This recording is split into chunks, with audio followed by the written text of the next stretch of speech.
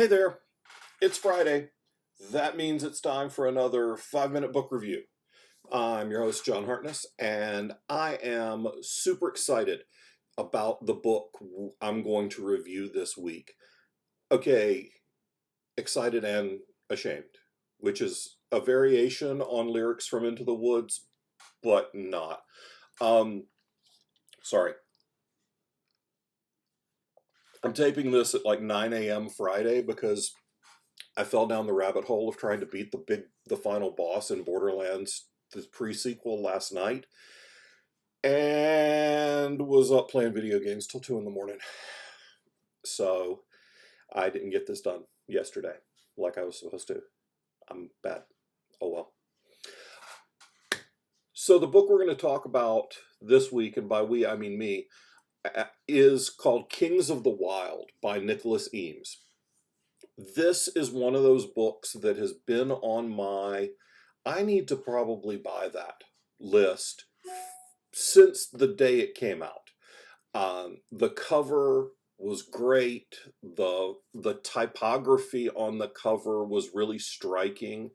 It looks like paintbrushes or slashy Sharpie before every third book on shelves looked like it was done with paintbrushes or slashy Sharpies. So when it first dropped, it was really it was interesting looking because I hadn't seen very many covers with that kind of typography. Now I think, oh look, another generic fucking YA book without any originality in the typography because it's just another Sharpie-ish or paintbrushy looking text. But that wasn't the case when Kings of the Wyld dropped. It wasn't a font that got used very often, so I was like, that's interesting. And then I read the premise, and it immediately started talking about getting the band back together. Now, I am, by my own admission, burned out rock and roll trash and a wannabe musician. So anything that starts talking about getting the band back together automatically hooks me. Then when I find out that it is a band of mercenaries in a high fantasy setting, I'm like, ooh, okay, so contemporary sensibilities with a high fantasy setting, this could be pretty good. So I had wanted to read this book even before I autographed a copy of this book. Here's how that happened. There is a copy of Kings of the Wyld that over 200 fantasy authors autographed. I think I'm blaming Rafe for this.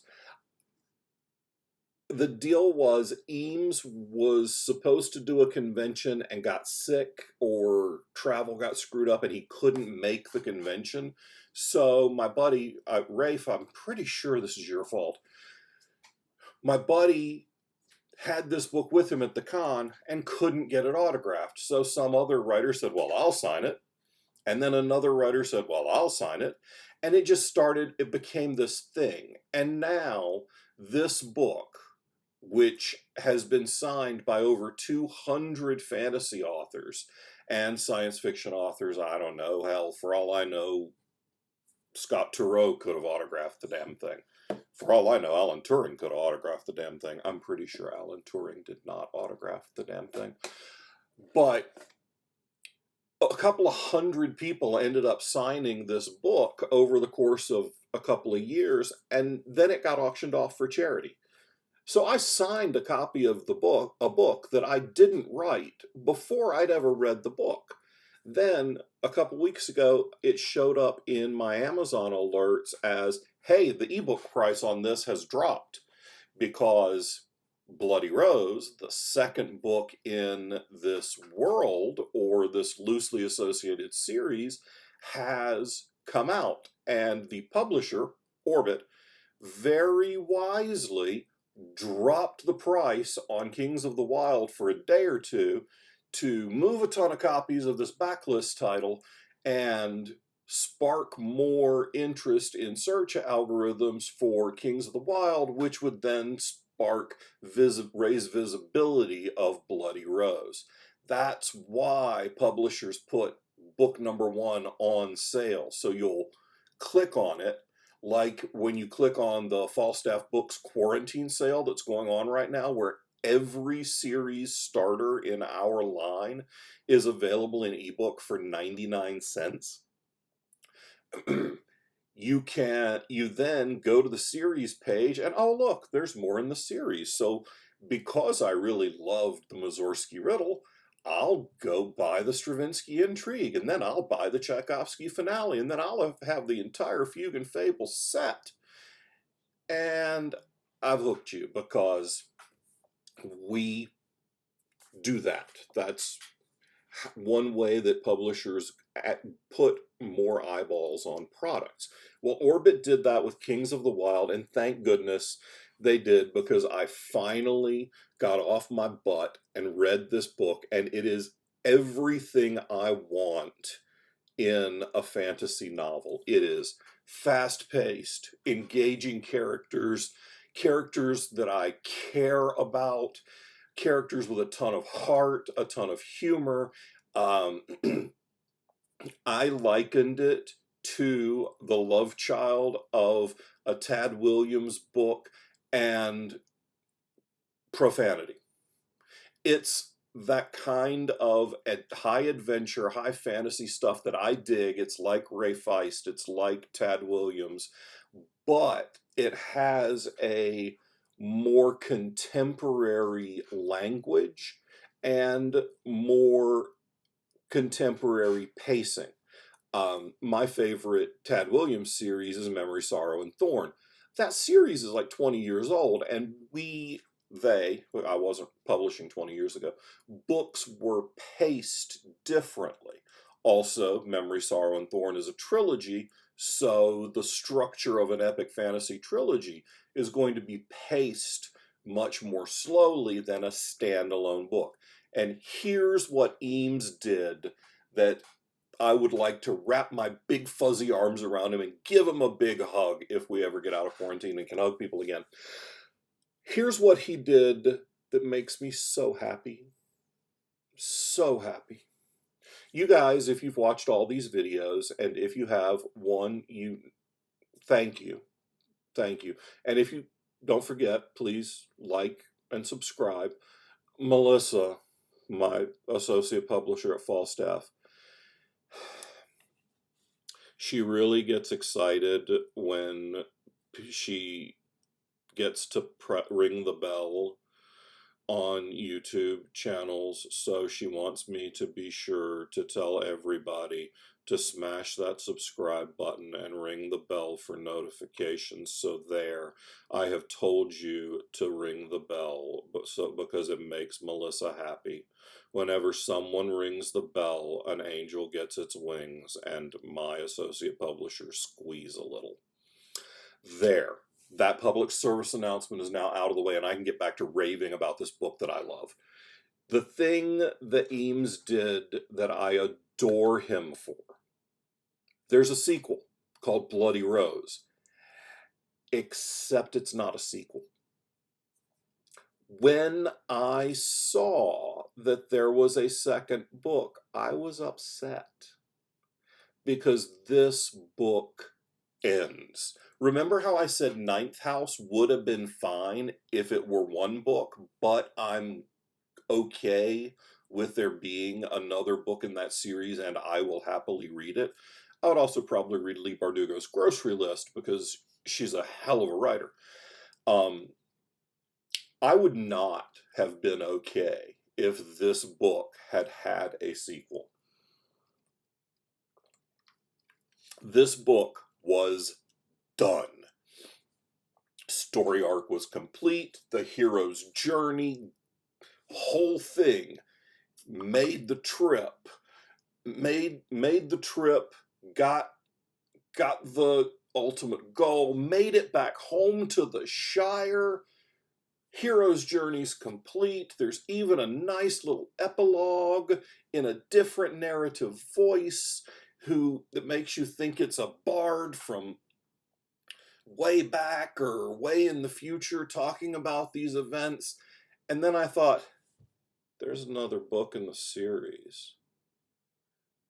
It's either going to be a prequel telling stories that we got hints of in this book, and that's always kind of lame. You can watch Solo and see how hard that is to pull off. I think Solo could have been a very good season of 2 or 3 seasons of television. Solo was a bad movie, in my opinion, because it tried to cram literally everything we've ever heard Han Solo talk about having done into 2 hours of really, really dark movie. Not dark conceptually, dark like, what's going on? I can't see. Ooh, what? That's why we never knew if he shot first. It was shot too damn dark. Turn a light on. Sorry. I'm also really excited because I just got a new light for my videos. So see how really bad that looks? See how much better that looks? Although really, I'm probably prettier the less you can see of me. But regardless, that's not what we're talking about. Eames did not write a sequel to this book. And I thank everything that is holy and him, his agent and editor, for doing it this way. He wrote another book in the same world about different mercenaries, heroes, what have you. I don't know. I haven't read that one yet because it's $12. And $12 for an ebook in a time of economic uncertainty, that's a little tough for me. But I'm really looking forward to reading it because it's not a sequel. Kings of the Wyld was one story and it ended. And that hardly ever happens now. Nobody does this, and I'm so happy because sometimes it's just one story. Sometimes that's what you got. This band of brothers, and oh my God, there is a St. Crispin's Day speech in this book. If you don't know what the St. Crispin's Day speech is, 1, why are we even friends? And 2, go watch Kenneth Branagh's St. Crispin's Day speech. Google it, you'll cry. If you don't, why are we even friends? But there is a fantastic St. Crispin's Day speech in this. When I say St. Crispin's Day speech, it's the pre-battle motivational speech that a leader gives.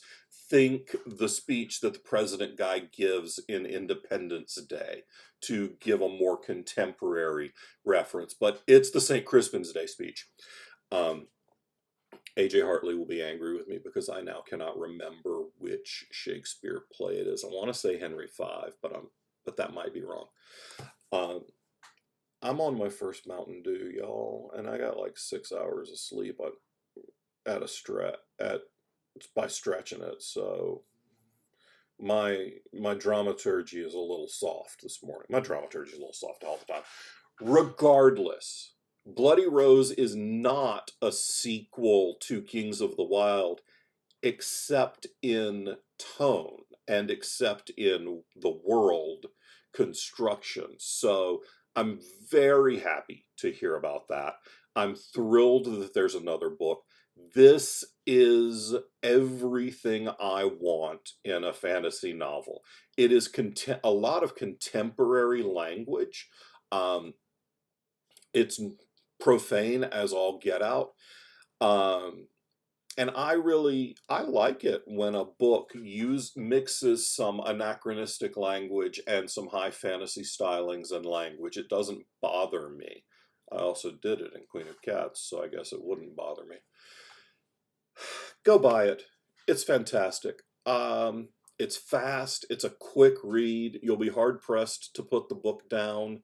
You will love the protagonist. He is such a great reluctant hero, and reluctant, unknowing leader of this band of brothers.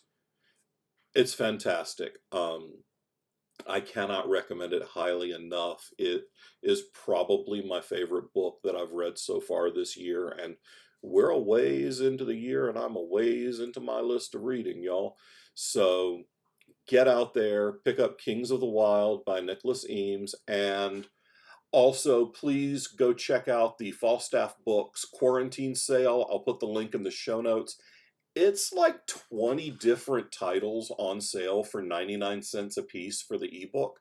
And again, these are all series starters, so some of them are novellas, like the first Wasteland Marshals novella from Gail Martin, the first Finnegan Family Sideshow book from Judy Black, the first Soul Wars book from J.D. Blackrose, the first Monster Hunter Mom book, the first Mason Dixon Monster Hunter book, the first Kaylin Kelly Monster Hunter book, the first Quincy Harker book, the first Bubba the Monster Hunter book, and some full novels, the first Doomsayer Journeys novel from Steve Wetherell, who is Brandon Thighmaster on the Authors and Dragons podcast, the first Withrow novel from Michael G. Williams, who's one of the best writers you haven't heard of.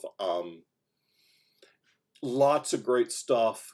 Go check out the quarantine sale. Go pick up Kings of the Wyld. I think it's still on sale. It's just not as deeply discounted as it was when I bought it, but because the internet is forever, you may be watching this in the future, so it might not be on sale anymore, but whatever, that's your loss. Buy the book. If you like anything that I've said this morning, you'll love it. Get out there, go buy it, and I'll be back. I was going to say next week with another book review, but I'll be back in a couple of days with another Writing Life or something. And in the meantime, y'all take care of one another, okay?